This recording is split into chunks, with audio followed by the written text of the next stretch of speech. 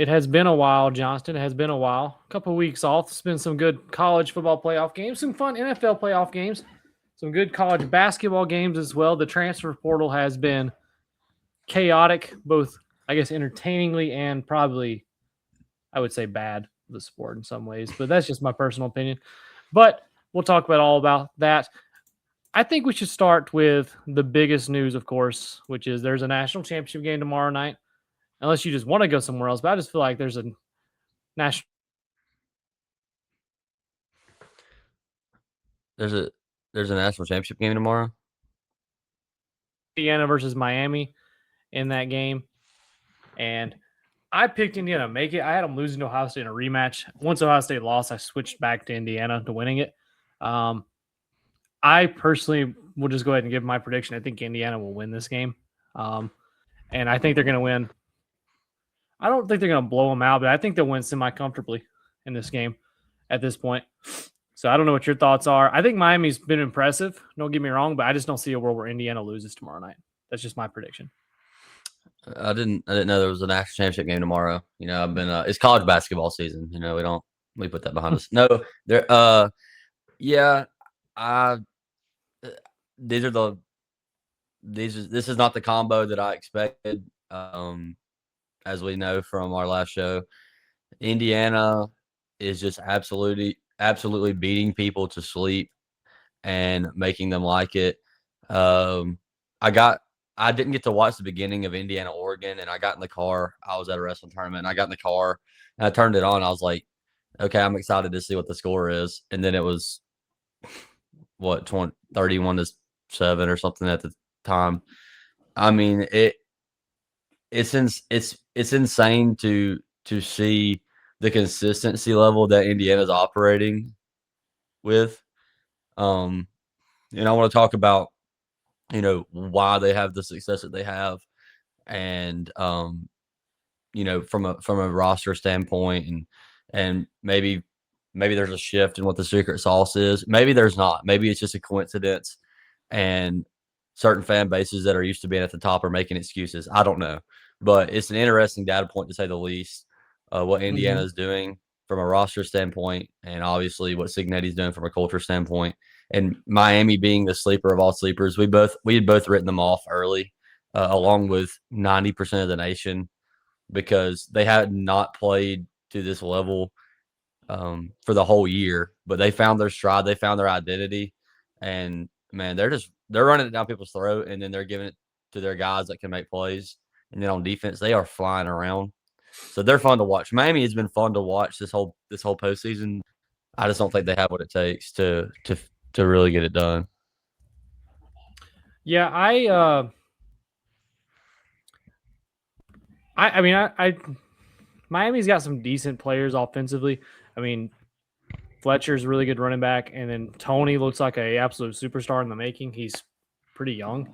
I believe he reclassified to be a freshman this year. He's a true freshman, so he's a young player. But to me, it's that defense. I think Corey Heatherman, the Miami defensive coordinator, who came from Minnesota, I believe, deserves a lot of credit, because last year, if they had this defense last year, by the way, with Cam Ward, I don't think they lose. I think they're winning a national championship last year. But they didn't. But this defense, I think, was got them to this point so far, because it keeps them in all their games. Indiana's an older team, and their average age is like 23 and a half years old at college football, which is crazy, because, I mean, if you just think about it, if you go to college for 4 years, you start at 18, you should be out at 22, but their average age is like 23 and a half. So that's the thing. It's like, that's not like the oldest kid on the roster. That's the average age. It's insane. Yeah, they're an old group. I think their offensive line all have mortgages and kids, because they're just like really old and been playing college football for 6 or 7 years, which, hey, I mean, that's the way it is. And I did see a stat the other day. If Indiana wins the national championship, it would be the first time in 20 to 25 years or something like that where a team did not have a top 10 recruiting class in 2 of the last 4 years before they won a championship. Every year in the last 20 years, you've had to have at least 2 top 10 recruiting classes to win a national championship. I think Miami would qualify for that, so it would keep the streak alive. But Indiana's done it through transfer portal. Um, and I've seen people say, "Oh, is high school recruiting dead?" Maybe you could argue the transfer portal's taken over. I do think the age thing's a bigger deal, and I'm not trying to cast any shadows on Indiana. It's perfectly legal in this day of age to do what they're doing, whether we like it or not. So good for them. But even if we just say everybody on that roster is a 3-star, a 23, 24-year-old 3-star is going to beat an 18-year-old 5-star a lot of times, just because of age, and kind of you just naturally get stronger as you get older, like the grown man strength type deal of it. Yeah. I don't think a lot of people. I don't think we knew that, or I don't think coaches thought about that because we don't really have data for that in a long term sense because this is a new thing in college football. Like grad students or or whatnot, whatever you want to call them, is kind of a new thing in college football just because eligibility is getting stretched and stretched to something that it wasn't meant to be. So I think coaches are having to learn the hard way, and I think it'll eventually catch up because coaches are paying attention to what's happening. My my issue with it is not completely that the older kid or the older guys are succeeding because every team can do that and every team has an opportunity to do that. So there's an opportunity for parity there. My issue with it is it takes away from the high school kids who is already hard enough to get to that level. But the high school kids are losing more and more opportunities because if I can get a 23-year-old out of the portal versus a high school kid that's 18 years old and underdeveloped. Now the difference is there's a price tag difference there, and I can do a long-term investment on a high school kid and pay less. But the thing about that is if he gets good, he's probably gonna go in the portal anyways. So I don't know. It's just there's just a lot right now with college football and I don't really know if there's any getting back without a break off. I don't know the exact answer that needs to be done. I know we'll talk about probably more of that with the transfer portal because we are going to talk the transfer portal. So I won't. I'll save that for then. It is kind of an interesting situation we're in. I mean, I don't know if they've approved it, but they voted to at least talk about changing it to where if you can play 9 games in a year and still get a red shirt. So essentially, you're getting 5 years of eligibility if you do that. I mean, yeah, you got to sit 3 games, but I mean, at that point, you could sit them during 2 because And everybody's postseason doesn't count. Yeah, you're gonna sit them against 2 cup games, and then you just got to pick 1 game to sit them if that goes through, and you can sit them for 3 games, and you get essentially a 5th year for guys. Which I would be fine if they just gave them 5 years. I wouldn't love it, but I wouldn't really care that much. I guess if we're being honest, just say you got 5 years to play, type deal. It is what it is, I suppose. But that I don't think it's going to get any better. I know we got to be getting close to the end of that COVID year. It's got to be. I mean, we should be. This should be technically the last year of it, where the COVID year impacts things. The issue is, you still got guys suing for 6th and 7th years of eligibility, because of does JUCO count or does D2 count? Does whatever count? And I know Trinidad Chambliss is one. Chandler Morris from Virginia was also doing it. They both got denied. Trinidad Chambliss, I saw where he's taking it to the Mississippi. Yeah. Yeah, what is the Mississippi Supreme Court, I believe what it was, to sue for the 7th year or 6th year, whatever it is. And I like Trinidad Chambliss. He's fun, but I also am kind of I'm okay with them being denied because I think it is kind of time to start cutting down on that.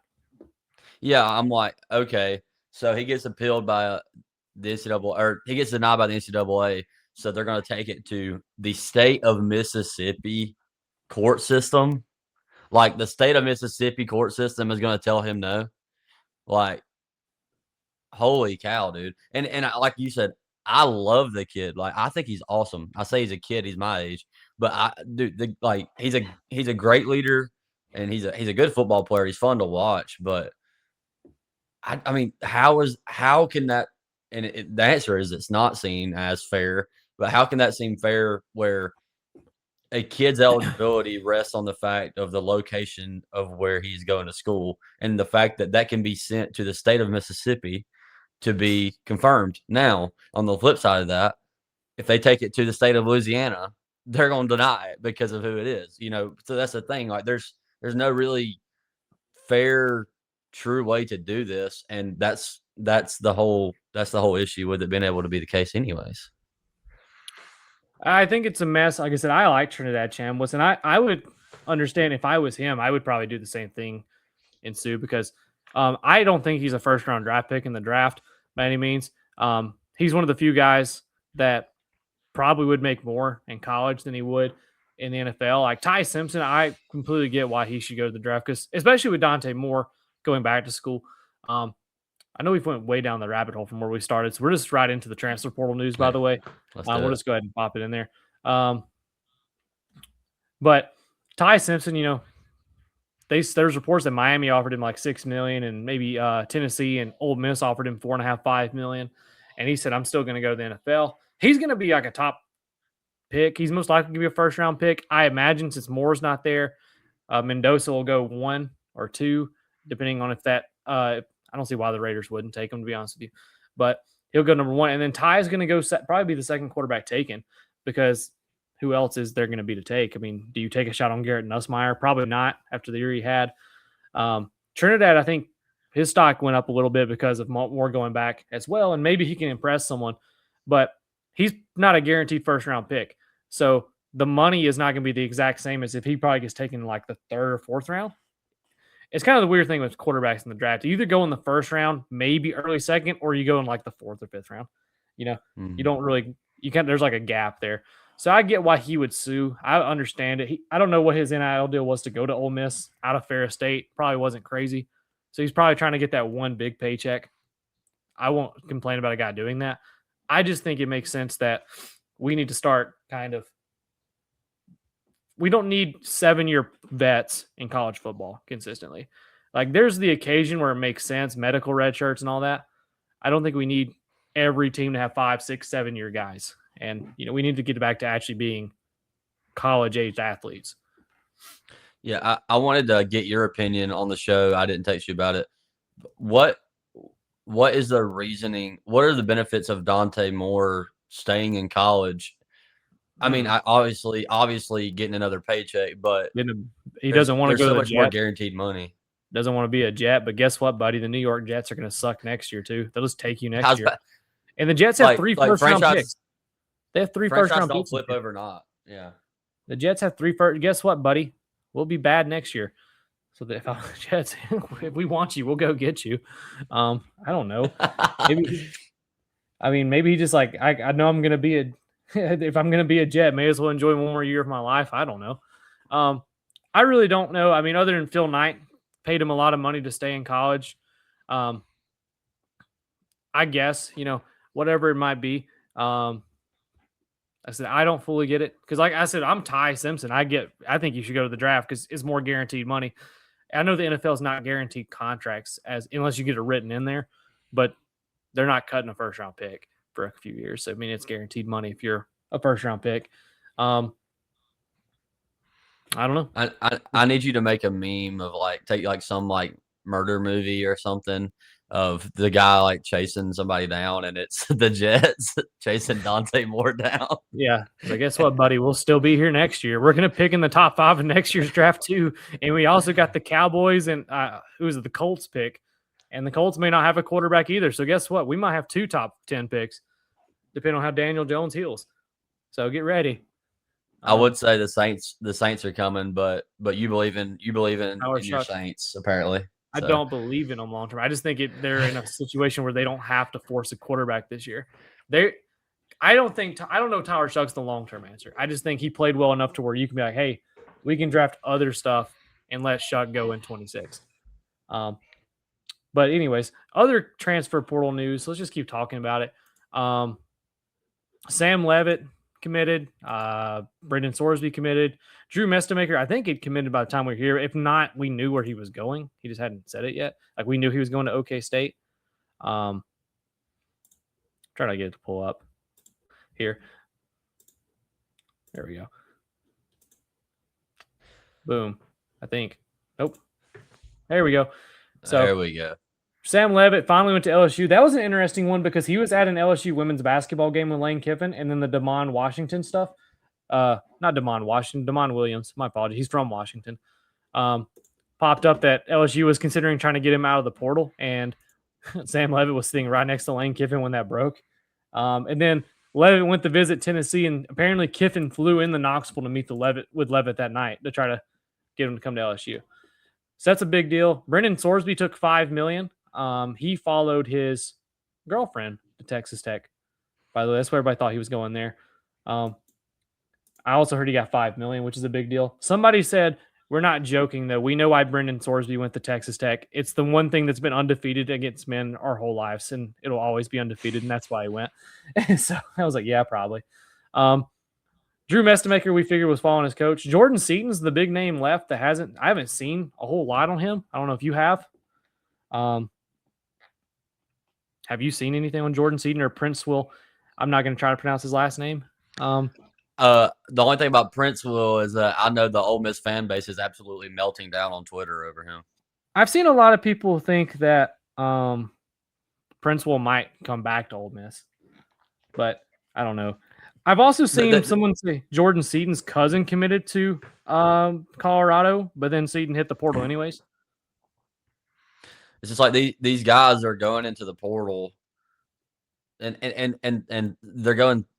I don't know why they're going so late, but these guys are going. I guess because money's clearing, and then the staff is talking to them like, "Hey, you're not getting the money that you're going to pay. You got paid last year." So they're going to the portal like, okay, well, I'm going to go get paid from somebody else. And then they realize that no one else is going to pay them what they were making last year either, especially with rev share kicking in and stuff like that. So guys are coming back to where they if anybody's coming back to where they were, it's because they're not getting paid what they thought they were going to get paid. But think about that. Think about being in a locker room where you go in the portal and then you come back. You're just like, oh, I'm just back. I don't know if it matters because everyone else, it's not like you're there with a bunch of people that were there. There's a lot of portal infusion, so it might be kind of a weird culture in general. I've looked up Jordan Seaton visiting Oregon tomorrow. He's visited LSU, Miami, and Mississippi State. Shockingly, I would not have. Mississippi State just kind of a polar bear in Arlington situation, in my opinion. There, I don't know if they're going to blow their entire NIL budget on a lineman, which good for them, I guess. Cam Coleman goes to Texas. I thought he was going to be an Aggie. Sounds like Texas decided, hey, we're just going to throw as much money as possible this year because they also added Hollywood Smothers, who had originally committed to Bama. And then what's it, Ryleek? Oh my goodness, what's his last name? The running back from Arizona. Thank you. From Arizona State. So, I mean, Texas, and they've added several others. Like, if I were to go, and I was not my computer over there, so my apologies. We'll just pull up Texas real quick. If it lets me. I just don't see how it's possible if look at Texas. If things are going through NIL go like they say they're going to. How can Texas just literally buy the whole portal? Like, it's blowing my mind. And especially like guys are going on campus. Like Hollywood Smothers, man. He's on campus at Alabama, enrolled in classes, and then goes to visit Texas and then leaves. Because the rules aren't being forced. They're just there. We have rules, but we don't actually have rules. That's all it is we don't really have a full rule book. Yeah, there's supposed to be only like a certain amount you can spend. There's not. They're allowed to do whatever they want. And Texas is saying, if it loads for me there, we'll take it off until it loads. Texas is pretty much going all in for 2026, 2027 with how they're paying guys. And they're giving Sark what he wants. And I think Arch Manning looked really good to end the year last year. So, I mean, going to get him another weapon. I say weapon, multiple weapons. And you already have Wingo there as well. So I think that's going to be a good situation. It was kind of funny because you could tell they were trying to make room for people because they told Parker Livingstone that he had to leave, essentially. Because Livingstone admitted when he put it in the portal, gave his announcement, he said, I was essentially told to leave. You know, he didn't say that exactly, but he hinted at it. And then he committed to Oklahoma, which was hilarious. That's one of the few times where I think it actually makes sense to commit to the rival. He was trying to prove a point. Yeah, I think he was like, if Oklahoma wants me, I'm going. I think Oklahoma might have wanted to do that too. What'd you say? I think Oklahoma might would have wanted to do that too. Chaz Coleman, I thought was going to go to Ohio State, commits to Tennessee. That's a big get for them. But he followed Jim Knowles there, and that's a There's been a few Penn State players follow him. Damon Wilson's interesting because it sounds like he's just after a paycheck every year. Good for him. James Smith and Quay Rusau are going to go together no matter what it sounds like. They are apparently very close to each other. They go wherever. This is one name I wanted to bring up here. Coy Parrish. He's from Minnesota and was on pace to be a Minnesota legend. And then Oregon and Nike basically reached out and poached him away from Minnesota. And, that I am never going to blame a guy for going to make life-changing money. But, 15 years ago, this guy would have been a Minnesota legend at safety. He played both ways at Minnesota. They were going to make him a two-way player. And now at Oregon, he's probably just going to be a safety. It's probably best for his long-term NFL hopes, to be honest with you. But he would have been a Minnesota legend 15 years ago. So, depends on how you feel about it. Dylan Raiola committed to Oregon after Dante Moore, and then Dante Moore decided to come back. So, whatever. Somebody jokingly said Raiola had to find a way to sit out 26 so he can continue the Mahomes trend. DJ Lagway signed with Baylor. That's important now. You have to sign. It doesn't matter if someone says commit. You got to sign. I did see this today. Yeah, we learned it the hard way. The Darian Menza stuff. I don't know if you saw the full stuff about this. And I'm trying to just quickly go through a few names. He is very heavily leaning toward Miami, a lot of people say. But some people are saying Duke wrote in his NIL contract that if he leaves, they own his NIL rights. So I don't know how that's going to work. That's a provision that it might be kind of an issue for him to actually get money out of it because they'll own his NIL rights, which they wrote in so he couldn't just bounce again. I don't know the full details of that. I am not a law expert to know even that's. And I mean, I say that I'm not a law expert. I don't know how it's enforceable anyways because there's no rules enforcing any of this anyways. So, but that's an interesting story that could be fun to keep an eye on later. Read the little words, coach. Read the little words. No, that's the thing. That's my whole thing with these NIL contracts. How strong are they from a legal standpoint anyways? Because we're seeing kids signing these contracts and then, going back anyways. Like, for example, like Caden Proctor a few years back, going right to Iowa and then coming right back. And he's one of many examples. It's been happening for the past 2 years. Like how can these kids be held accountable from a legal standpoint? Yeah, I don't know. I think Proctor was actually one of the ones that started forcing people to actually sign deals instead of just verbally, hey, we'll give you this money, to be honest with you. I think we're actually seeing people signing stuff now. And then it's the fine print. How enforceable is it? Because are they actual contracts? I've seen there's like base templates for this stuff. It's a mess. It needs to be fixed. I don't know if we have enough time to talk about NIL forever because I eventually will have to eat dinner tonight. We can talk about that forever. But eventually, I think this needs to get fixed. I think I really, the more I look into it, I think a CBA is needed for college football. I think that'll fix college football, which I would have hated saying that 10 years ago. Don't get me wrong, because I like the amateurism aspect of it with it being college athletes. But I think at the point we are now, we're going to need a CBA at some point to fix this, to put guidelines on this, to have an actual governing body with a kind of a spine, because the NCAA is just curious about how much money they make long term. They're not going to really try to do anything that's going to cost them any money. I think NIL should have been revenue share the whole time. They're saying it's revenue share now, but it's not. It's a pay for play system. Let's be real. Well, there would be more parity if it was you can only have parity if everyone has the same amount of money to spend, like especially from a conference perspective.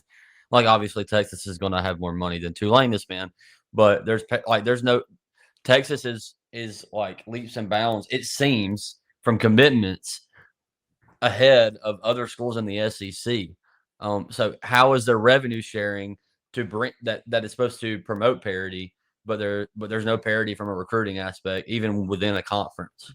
I mean, you can say that as well. Like, there's a reason Indiana timed this really well because they have one of the largest alumni bases in the country, and one of those alumni is a guy named Mark Cuban.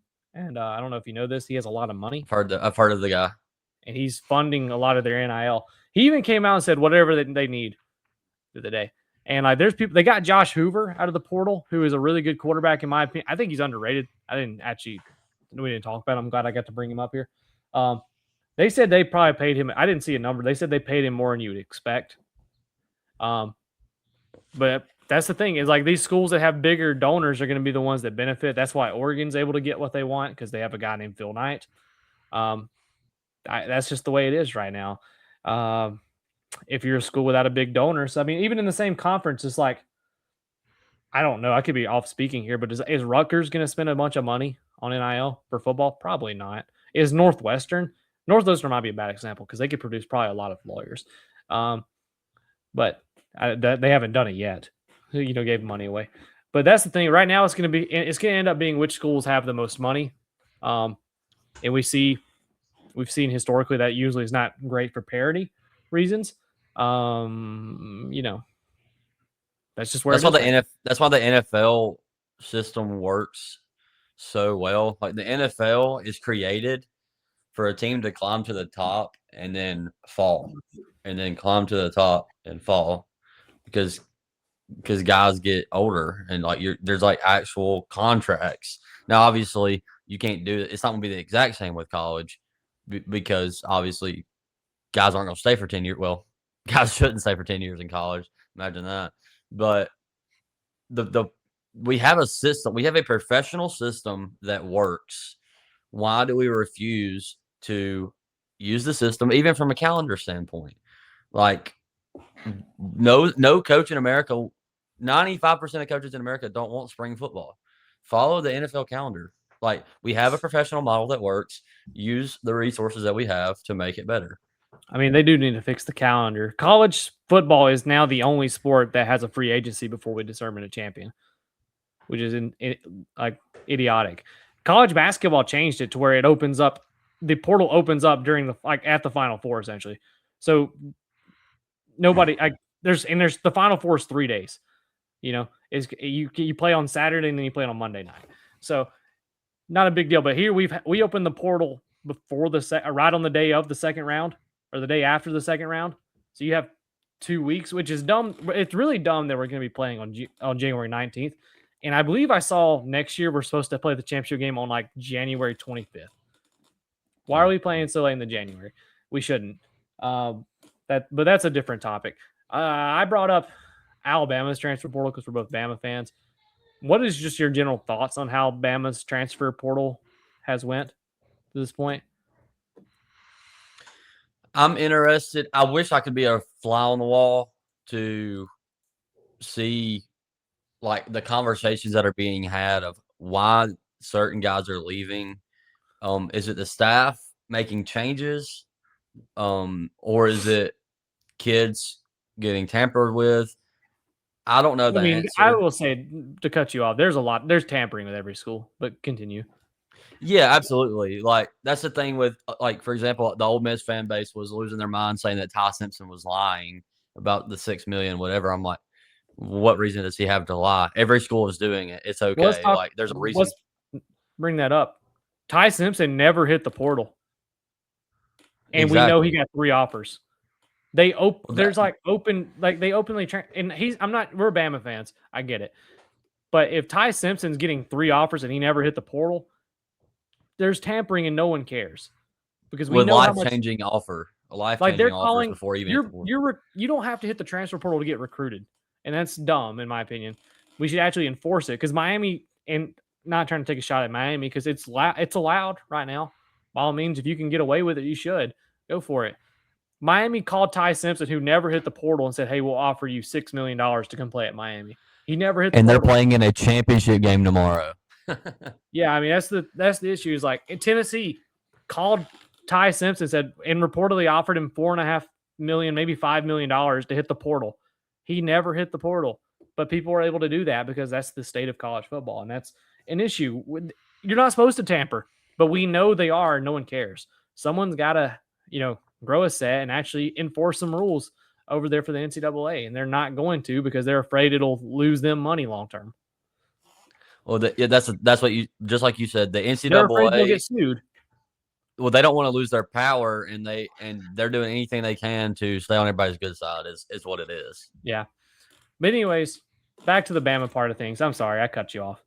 No, so I'm interested at, 5 new interior or not 5 new offensive linemen out of the portal, which is bad from a fan, like from a long-term fan perspective, like jersey sales, etc. Like it's hard to have a team where your players are different every year. However, from a I want to win perspective, I think it's good that the staff is making changes there. Once again, I think the staff made a change from especially in offensive line because of the struggles that they had. Um, and I'm proud to see like a guy from Cal Poly on the offensive line. That to me that kind of to me it seems that the staff is trying to turn over rocks and they're not just buying into hype, but they're really trying to get kids that are That good also and will make a difference. So that also buys into the fact that there's now 105 scholarship spots instead of 85. So just by math purpose, I've seen people, they're going after G5 or FCS, whatever. But if you add 30 scholarship spots to all these Power 4 schools, that means 30 times however many of those schools extra players that were right at a G5 level became P4 level, right at an FCS level became a G4 player, G5 player type deal because there's more spots to put them. And I get it. If this kid's good, by all means, if you think he's good, I mean, 6'3", 300 pounds, that's a good offensive lineman size. Let's see what his technique is. And we've seen people, some of Indiana's best players, Elijah Surratt was at James Madison, and they just went to, they just got to the FBS level. They were not a G5 school a few years ago. So, I mean, people get it wrong occasionally. So let's see if these guys can actually go out and play. Because, I mean, by all means, last year the offensive line wasn't worth it. So, I mean, it's not like it can be much worse. I saw a stat on this guy. It said that he's allowed 1 sack in his career, and he's played 3 full seasons.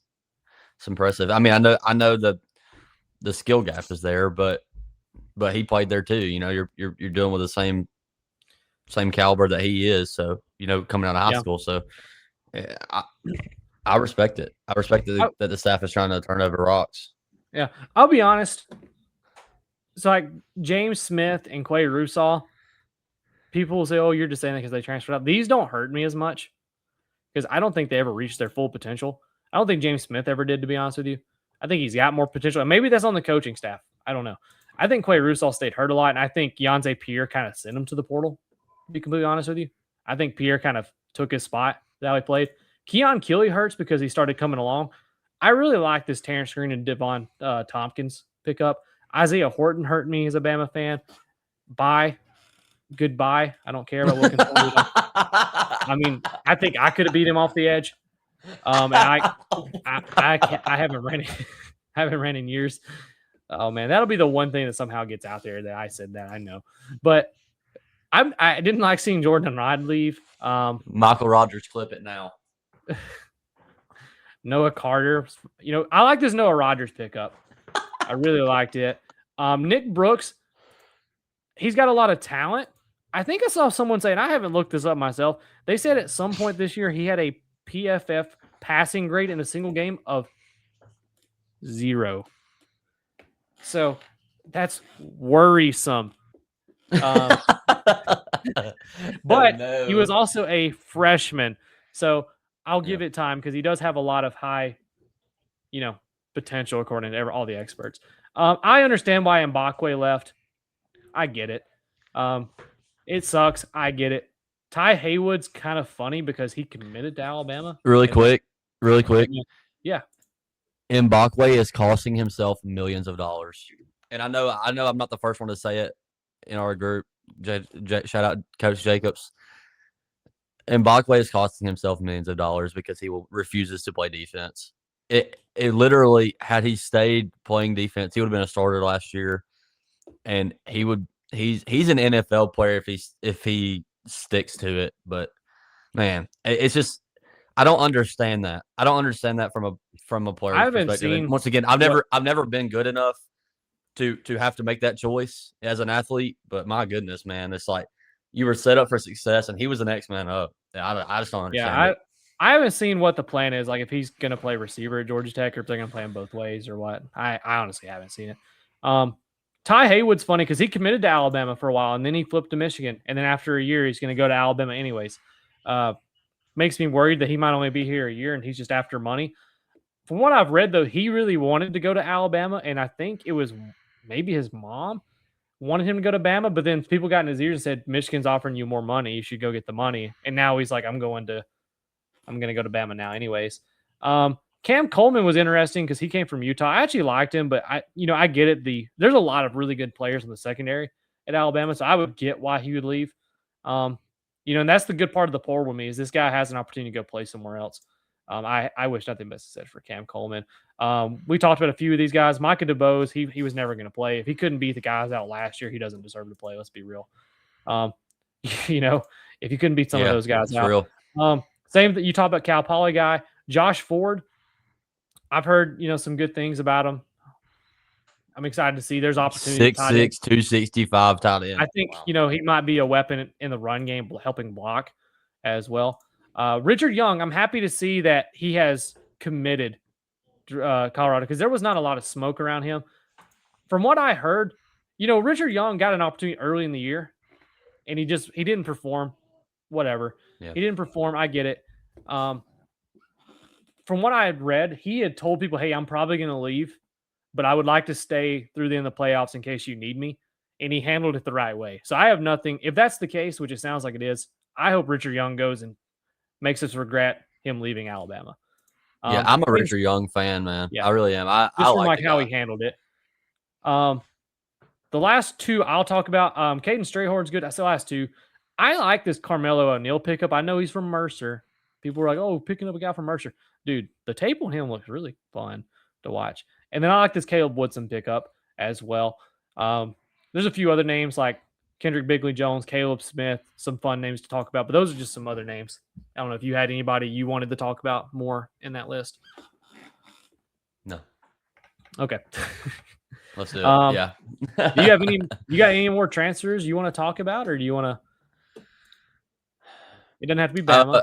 I don't know. It doesn't have to be transfers. It can be transfer portal, just conversation. No, yeah. So I really thought that the Derek Nix move was a bat signal that we were going to get Cam Coleman, and it just didn't work out with the guys that were leaving, like Isaiah Horton. It looked like the stars were aligning. It sounds like Bama was in the race until Texas threw a lot of money at him, to be honest. Yeah. So from a receiving core perspective, I'm glad Rico Scott. I think the Alabama has less depth, than Alabama did. But I don't know. Do we? And with that saying that with a Ryan Williams down year, yeah. Somebody's got to step in that Jeremy Bernard role. It might be Lottie Brooks. I mean, I don't know. He looked really good. I like Noah Rogers a lot. I think Rico Scott coming back is big because I really was looking forward to him. And there's a guy, coming out of high school, and we everybody's guilty of this. So I know I'm overhyping him now, but pretty good receiving coming in as a freshman next year. Sedarian Morgan, I think he'll be pretty good. Yeah. Sometimes it takes guys a little bit longer to get ready. So even if he's not great next year, let's not overreact to him. Like I said, I think Bama was in on Cam Coleman a lot more than I ever expected him to be, though, until Texas decided we're just going to pay whatever it takes to get the guys we want. So if we're done with transfer portal news, I just want to bring up, I had a lot of fun with bowl season. I know it's not the same as it was as a kid because there's so many opt-outs, but I actually really liked bowl season. I watched a good bit of them. I can get to watch all of them because it's just impossible to. But I know one more game until college football is done, so that's a little sad because we do have that national championship game tomorrow night. I get it. Maybe college football's got a little more corporatized because of how things have gone, and it doesn't have the same feel. But I still love college football. I like college football more than NFL. So I had a lot of fun with bowl games. Mm-hmm. The Cheez-It Bowl was a lot of fun. The Pop-Tart Bowl, the People's National Champion, that's the People's National Championship. That's the best bowl game in the world. I'm sure BYU fans soaked up that win.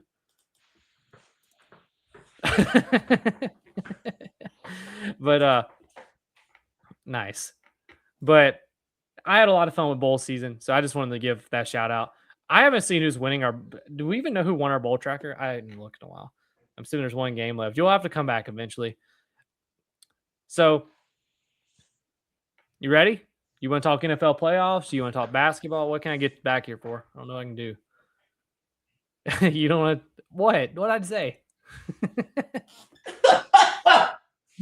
What'd I say? Nothing, man. Don't worry about it. Was All right, it let's move on. what did I say about Don't BYU that bothered you? just move on. Just move on. Just move on. Just move You on. don't want to talk about Just that move on. anymore? Hey, Do you like the word choice? like is a strong word. Like is a strong word.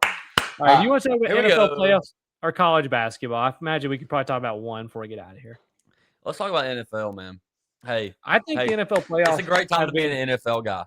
I think the NFL has nailed it with the script they've laid out for the playoffs. I mean, I don't think there's been a bad game.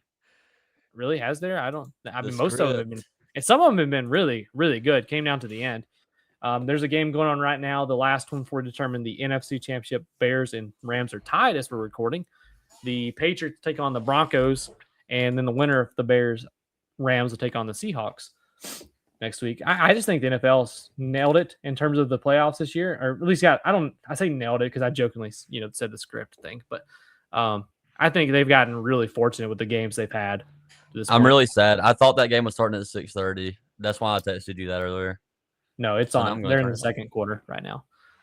They started at 5:30, I believe, maybe 5. I don't remember. I've had it on. Whatever. I will say the Bills got hosed by some officiating. It's whatever. It's whatever. It's whatever. Yeah, Trent. it's whatever. There's nothing they're gonna do about it now. No. Let's tell us how you really feel. No, the NFL doesn't deserve me. But the Bills got screwed. If Marvin Mims made the catch, which I thought he made the catch in the end zone, I thought he took enough steps to justify making the catch. Brandon Cooks caught it. So he went to the ground, the defender ripped it out. Is he not down by contact at a certain point? I don't know. I mean, apparently not. The bigger issue is they missed a pass interference on Riley Moss because we're not going to penalize the white cornerback in the end zone there. In the end zone, who 100% held Brandon Cook's arms. Guess what? That pass interference is called. We put it on the 2. We're scoring a touchdown. The game's over. And you want to know how great it is that I know I'm right? Because karma agrees with me. And no offense, I have nothing against Bo Nix. But guess what? If the officials get a call right and the Bills win that game, Bo Nix still has a healthy ankle. So it is what it is. Get the calls right. Your player's still healthy, National Football League. But they screwed us over. You mean to tell me that 58 of 75 yards on the game-winning drive was by penalty yards? Bad officiating. So, and I used to be an official, so I can talk bad about them all I want. But Bills got screwed. But hey, here's my thought as a Bills fan, long term, since we lost. Maybe it'll finally get our general manager to actually get us a wide receiver that's not named Khalil Shakir. Because Khalil Shakir's pretty good. And then it's just a bunch of other guys. So I like that. That's a rock I turned over a few years ago in fantasy. Hey, shout out. Shakir is the man. like Shakir. He's like really if he was like your second or third receiver on a team, you're like really happy. But and like I said, love Shakir. He is not a like got to get it to him. He's going to take over a game type deal every week if he had to. The Bills need a playmaker like that. I would love to get them to get somebody. They need to fix their run defense. A lot of that was a lot of injuries. I think they did pretty well in the draft on the guys they took last year. Hairston was hurt in the playoffs, but he looked good when he played. And then we got that, what's his name? Dion Walker, I believe is his name. Let me look it up. I think if you score 30 points in an NFL game, Dion Walker, I think you need to win. I think you got to win the game. Like Josh Allen, taking responsibility for the loss. I know. I mean, it was very emotional for him because I thought this was his year, and I'm sure everybody did. But I feel bad for the guy, man. I just know that Dion Walker's the guy's name. We got him in like the 4th round, I want to say. Man, he looks really good on the defensive line. So the 2 Kentucky guys we got looked great. Jackson Halls as well. There you go, Mike. Or my Georgia Tech tight end we got. Looks really good as a blocking tight end, 3rd tight end for us. I really like him. I think we need a couple more defensive players, need another offensive playmaker on the outside. Keon Coleman, I wasn't thrilled. I think Keon Coleman seems like an okay guy. I guess I don't want to sound like I'm talking bad about him. I know there's been some immaturity issues this year with him showing up late. I didn't really like the pick at the time because he doesn't get separation. So I think we need a playmaker on the outside. I don't know who that is. I don't know who will be there at the draft but I will be paying attention. Of course, maybe we make a move for a guy. I know Sports Talk Radio is going to have some of the dumbest takes going in this week. Oh, Josh Allen can't win the big one, but there's been a few times. I remember when Josh Allen, scored a game-winning touchdown with 13 seconds left, and then the Chiefs drove it down the field, kicked a field goal, and then Allen never touched it again in overtime. Oh, Josh Allen couldn't win that one. He took the game lead, type deal. I don't agree with the fact that, if he couldn't win it this year, they'll never actually win it. That's not true. As long as you have Josh Allen, the Bills are Super Bowl contenders. That's the cheat code the Bills have. As long as they have Josh Allen, they're a Super Bowl contender. You got to fix the rest of the roster around the guy. Because I think if you took Josh Allen off the Bills, they're like a 6-10 team. Now, there's some truth to what you're saying. I think he has the worst skill. If you take off the franchise quarterback, yeah, I know. But go ahead. No, I think there's some truth to what you're saying. I'm agreeing with you. Taking a step back. I'm a Bills fan, and I was venting. I'm sorry. I feel like he has the least talented receiving core of any contending team when I'm looking just off the top of my head.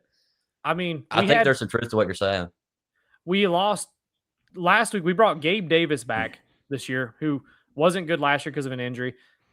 I like Gabe Davis. I thought he was always overrated because of, the playoff performance he had a few years ago. He tore his ACL last week against the Jags. Tyrell Shavers also tore his ACL against the Jags. Is that a fumble or is that an incomplete pass? Where? In the game? Rams, yeah. Oh, I wasn't paying attention. I couldn't tell you. I'm sorry. Okay. I didn't know I thought you were talking about the Bills games. I don't know. There you go.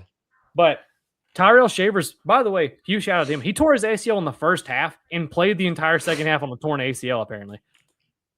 Shout out to that guy. But we had 3 healthy receivers coming into the week. We had to activate Curtis Samuel off IR and bring up Mecole Hardman, the ghost of Mecole Hardman, to play receiver. I like Mecole Hardman. He was really good for a while. But let's be real, he is getting older. No offense to Mecole. That's just how it happens. And then we also, Brandon Cooks, who was pretty solid when he came over to the Bills, was our number 2 receiver. And like I said, love Shakir, but if he's your best receiver, you probably have you need to have a lot of Khalil Shakir type talent around Khalil at the receiver if you want to justify those guys. And the Bills don't have enough. It's just Khalil Shakir and whoever else we could find that was healthy enough to play receiver. Now, we got some good tight ends. Love Dawson Knox. Love Dalton Kincaid. Love Jackson Halls. So, yeah. Yeah, just really quick from a whole perspective, the NFL playoffs. I think it's a good product right now. I think the errors of college football are opening my interest to NFL. I'm still not there yet, and once again, it's just a regional thing of where I think if I lived where I grew up. Right. I think if you lived in an NFL town, it'd be different. But we grew up in Alabama, so college football is the thing. It shuts down. I say it shuts down. Really and truly, the state comes alive on Saturdays. But you know what I mean by shut down. People are going to be watching. Yeah. College football is going to reign supreme. You're going to go out to eat and to watch the game. You're going to cook out. You're going to have watch parties for football, and you're not for college football, but you're not going to have the watch parties for the NFL games like you would, right? If you were in a bigger town. So I get it. That's why we like it. I mean, that's why I like college basketball too, because I grew up in a community that also loved basketball, Spring Garden. So it is what it is. I think if we lived in an NFL town, it'd be a lot different. But I like the NFL. I have fun with it. A lot of that comes to me playing fantasy football, so I care more. I get it. But yeah, I really think we really need to dive into fantasy when that time comes around on here. I think that would be really cool and really fun. So yeah, I mean, I'm down to whenever you want. But sorry, I had to vent about the Bills game because I think the refs screwed us. Whatever it is. Jokes aside, I'm mostly playing it up. I know you can't turn it over 5 times to win a game in the playoffs. If the Bills turn it over just 3 times, which sounds crazy, hey, just turn it over 3 times, they probably win the game. Because, one of those turnovers led to legit 3 points at the end of the half that you should have never gave up. Correct. So, I mean, I can complain and moan about a missed PI call in the end zone, which was 100% missed. The refs screwed that up. They screwed the Bills. I can complain about that horrible missed call the whole time. And then I can complain about a horrendous missed call in the interception where Brandon Cooks 100% caught it. Because you know what? They said Xavier Worthy caught it last year when the ball hit the ground, and also Cole Bishop had it in his possession. But no, because it's the Chiefs, Xavier Worthy caught it. But I digress. If you don't turn it over 5 times, you probably win the game. So I think with how many things went wrong for the Bills, and the just to Bills make still it had a chance to win overtime. the game, Yeah. like I think that shows that the Bills were substantially the better football team. I mean, yeah, I think it shows how good they were. I don't know, because I think the Broncos are really good. Obviously, they're the 1 seed. I have my doubts about Bo Nix long term as an NFL quarterback. I think he has a great head coach for him. And that's a completely different topic about being in the right system. I like Sean Payton as a head, whether you like him as an actual person or not, I get, but as a coach, I think I like the guy. If Bo Nix was in another organization, like if he got drafted by the Raiders, I think Bo Nix is going to fail. Just being honest, and that's not a Bo Nix fault. That's a Raiders fault. I mean, I could put a lot of different guys on the New York Jets, and unless they were like a generational quarterback, they were going to fail. I think But getting Sean Payton as Bo Nix's coach has been really beneficial to Bo Nix for his long term Bo quarterback. Nix proved that in college. I mean, look at his path in college. Yeah, that's true. Auburn ran him out of the building, and then he goes to Oregon and lights it up. You know, Like I just, said, and it matters even more so in the NFL. I mean, yeah, for sure. Like, there's a reason the Jets have been terrible for years because they can't figure out how to develop a quarterback and protect that quarterback. But then you see the teams that, like, I mean, pains me to say it, but look what the Patriots are doing. They had Tom Brady for however many years, and now what they have Drake May, who looks like a future, MVP winner. Might win it this year. So they knew how to do it. They got the right guys in there to develop that quarterback, and the good organizations do that. I mean, whether you develop them or you go out and get them, like the Rams went and identified Matthew Stafford was a good quarterback because he kept the Lions afloat all those years with how good he was. Which is, I don't have time for this, but I've seen people say Matt Stafford's like the ultimate stat compiler, and he's not actually that great. And I'm like, that's wrong. No, Matt Stafford's really good. Let's stop it. Matt Stafford, by the way, made a lot of the plays that everyone likes to pretend Patrick Mahomes invented. Matt Stafford was making those type of throws before Mahomes got to the league, like the no-look sidearm passes. Stafford was doing that stuff, But I've seen people say Stafford's just like a stat compiler. But I just disagree with that. I disagree, especially with look what the Lions franchise was when he was there. Think about how bad the Lions would have been without him. You know, he was making it happen there. And once again, like he didn't have a ton of success, but he was keeping them afloat, like you said. I mean, without Matthew Stafford, if they're just drafting a rookie quarterback every year, they're the worst of the Jets. And then, I mean, the Lions now, not trying to sound like they're bad now, because, I mean, I don't know how about Goff long term, but the Lions did a great job of building around Goff and getting him weapons. And you see how that's beneficial. You don't just draft the quarterback and hope it fixes it. You get him weapons around and you protect him with a good line. And you get him weapons like Gibbs and Montgomery, and then you get Amon-Ra and Jameson Williams and Tesla out there for him. I mean, Laporte, I know he got hurt, but it shows you what it's like in the NFL. But I think I guess we can just make a prediction. You got 5. Let's just make a quick Super Bowl winner prediction. You got 5 teams to pick. You got, obviously, the 3 we know, the Broncos, the Patriots, the Seahawks. Then the winner of the Bears-Rams. Who do you think wins it all? I like the Rams if they can get past this one. I thought the winner of the Broncos and Bills was going to be the Super Bowl champion, which I thought was going to be the Bills. I thought the Bills were going to win it, but without Bo Nix, I don't think Jarrett Stidham is the guy to carry them. It's a tough situation to the finish line. But once again, we said that about Nick Foles years back. So I have the NFC winning it. I would pick the NFC champion. And even before the Bills got eliminated, part of me wanted to pick the Rams to win it anyways. And I know they weren't the 1 seed. I think if I had to pick, it's either the Rams or I'd pick the Seahawks. I would pick one of those two. Because I think the Seahawks defense is nasty. And that's just me being honest. I think the Seahawks defense is legit. So, and as long as if Darnold does just enough, I think they can win it. Shout out from a franchise perspective, for the Patriots and the Seahawks to get back to the top so quickly. I mean, like I said earlier, the NFL is designed for you to get to the top and fall. Like, look at the Chiefs. Their time is up. Their clock is It's to on the them dome. now to see if they can rebuild it in a hurry. So They got shout a out to good the base, organizations. but Like yeah. the New England Patriots getting here so quickly after such a dominant run for so many years. Like, Mm-hmm. hats off to to that franchise, man. I mean, it's incredible. I never expected them to get there this quickly. Once again, I'm a casual NFL fan, but I do Yeah. believe that for real that the New England Patriots, their front office needs to be celebrated for that. Yeah. I hope they don't win it, but they do worry. I think they could win it. I mean, shout out to the Bears for having Ben Johnson. Ben Johnson's apparently an offensive psychopath who's really good at this.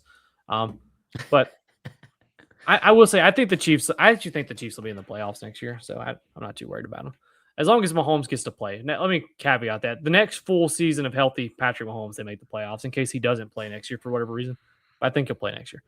But I think that's good for the NFL. So I guess we can go ahead and start with, hey, what's on you? If you want, what's on your mind, Coach? Whatever you want to say.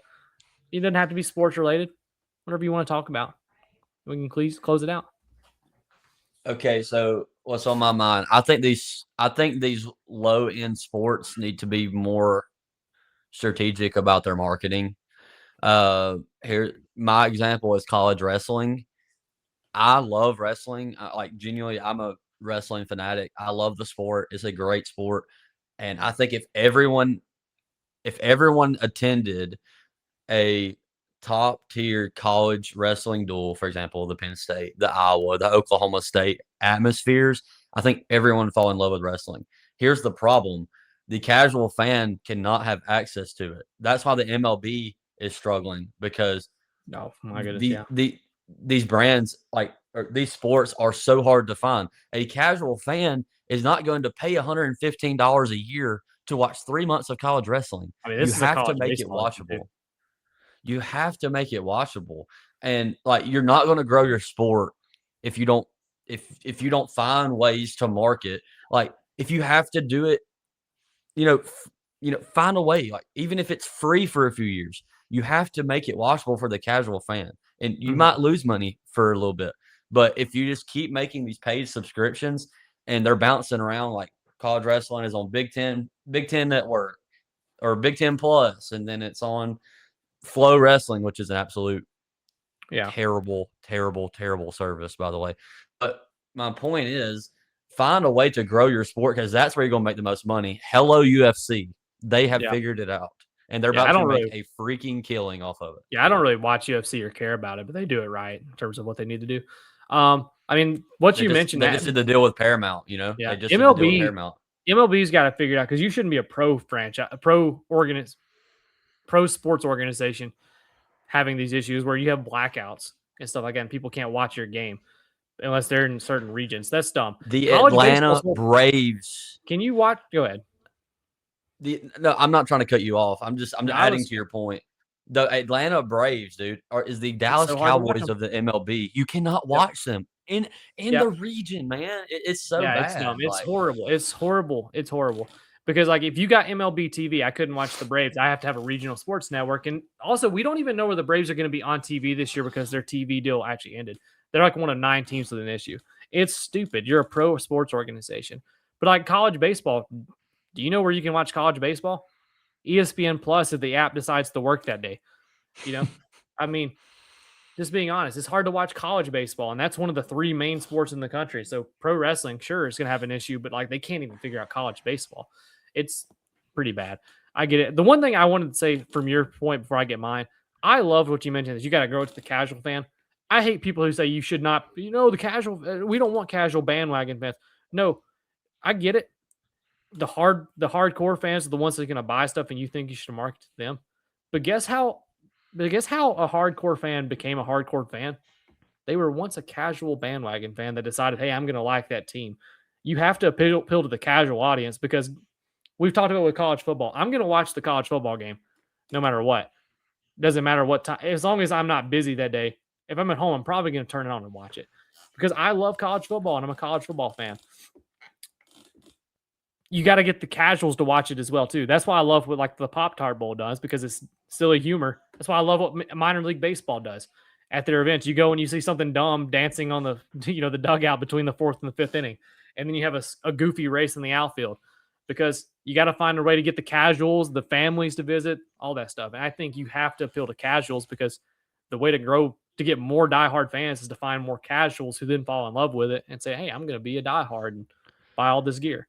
So, I would take a shot in the dark and say that you probably haven't watched TGL, the Indoor Golf League, on whatever. That was a gamble of mine.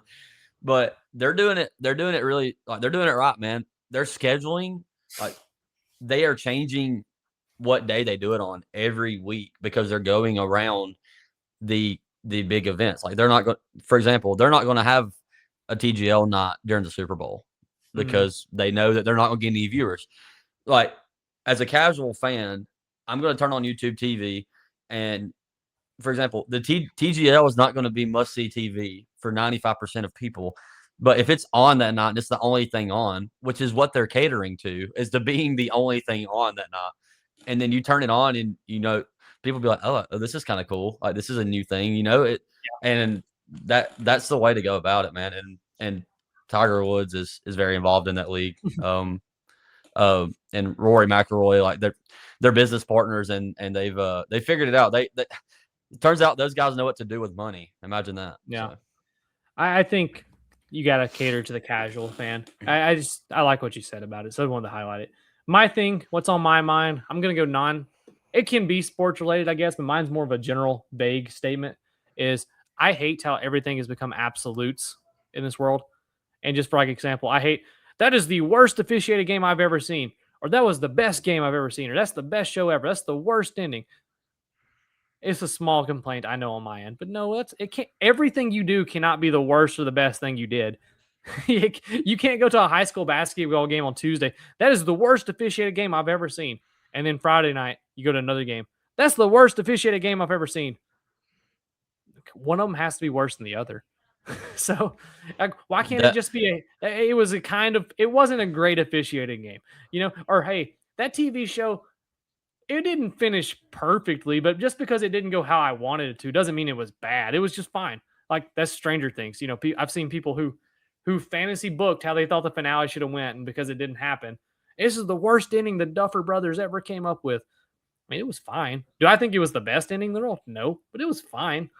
It's not just a TV show or a sports thing. I don't know. I always kind of, like, in my head, I'm like, you got to be kidding me. It's like, not everything can be. It's just, I don't like the absolutes in people's conversations. So it's just a minor complaint. That carries on all the way across our culture, and all the way across, No, I know. I didn't try to go too deep. But I mean, it carries over, and I don't like the absolutes. If you pin yourself to extremes, then you take away the ability to have a genuine opinion on a lot of things. That's just my issue. I think things go too far sometimes with the absolutes, and I don't know. And so that's on my mind, because I didn't really have anything. So I just what popped in my head when I read it. So what should I say? But that's all. I agree. I totally agree. I want to go eat, so I'm done. Do you have anything you want to say before we end? We've been gone for a while. I know, because of schedules and all that good stuff. Yeah, I'm glad we're back. It's totally my fault that we weren't back, but we're back. So I'm glad to see you, man. We'll have another episode at some point. Be fine. But I guess we're done. Thanks for tuning in again. I'm sure we'll have clips on TikTok, and it'll be on YouTube for the 6 of you that watch for this current time being. But we'll get more eventually, hopefully. I appreciate it. I have more fun doing it than I jokingly say. But that's all. Have a good night. See you at some point in the future. And I guess go Hoosiers, because I picked them. So go Bills. There you go. Go Bills. Roll Tide. Everything. Hey, Roll Tide. Nate Oates doing some good things in basketball. Looks like we figured maybe some defense out. Hopefully, I don't know. We'll talk about basketball at some point. Good night.